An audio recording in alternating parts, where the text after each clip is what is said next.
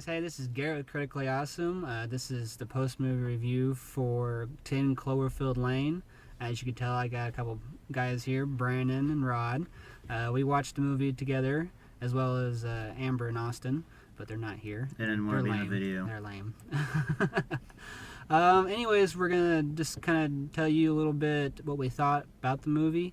I guess I'll go first, or does anyone want to go first, Rod?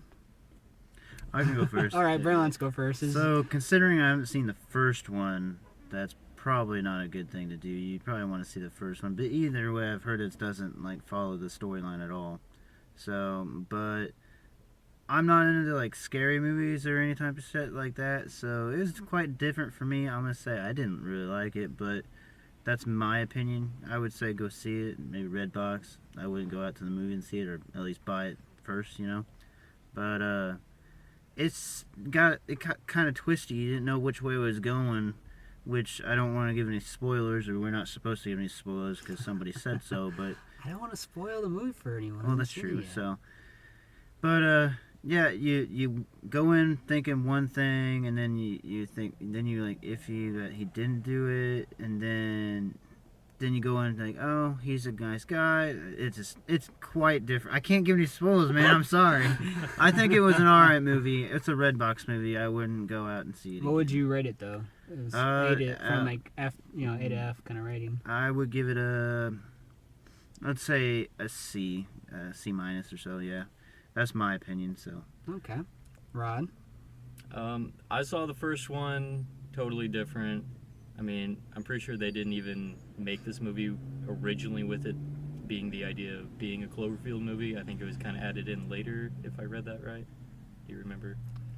I don't know. This movie popped up just like Cloverfield did though as well. No one knew it was being made, produced. It was just all of a sudden, boom, Cloverfield Lane.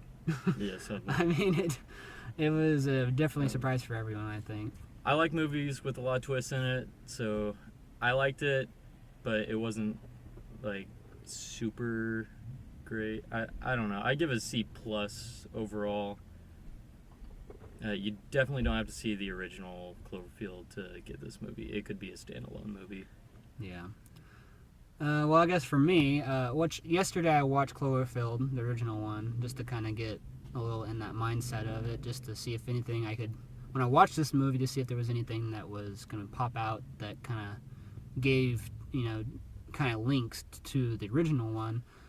Which I didn't see anything. Rod, did you see anything? I was looking for Easter eggs the whole time, but I really didn't. And even, which I can't really say, but I definitely, the twists in this movie, there's so many twists flopping back and forth on it between stories. That's what I was trying to say. Yeah, and it just one thing you go think, oh well, this is what's gonna happen, and all of a sudden you're like, oh no, that, and there's a lot of flip flopping, which.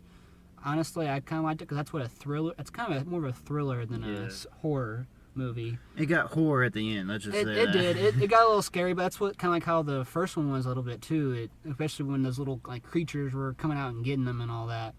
And but definitely, I'd probably give it a B minus maybe. I mean, at first it started off really slow. That's kind of how the first one was as well. It kind of just started off with a storyline, building the characters up.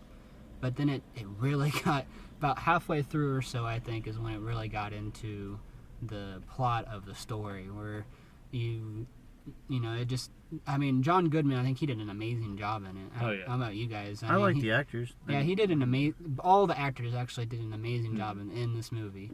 I don't know, I suggest maybe go watch it in theaters as well, but Brandon said it too. I mean, well, that's your opinion, man. You can go watch it. I got totally different opinion you did. I mean, it's one of those things it's kind of a toss-up. I mean, it's probably a really good movie to watch it in the theaters as well as probably just wait till it comes out on DVD.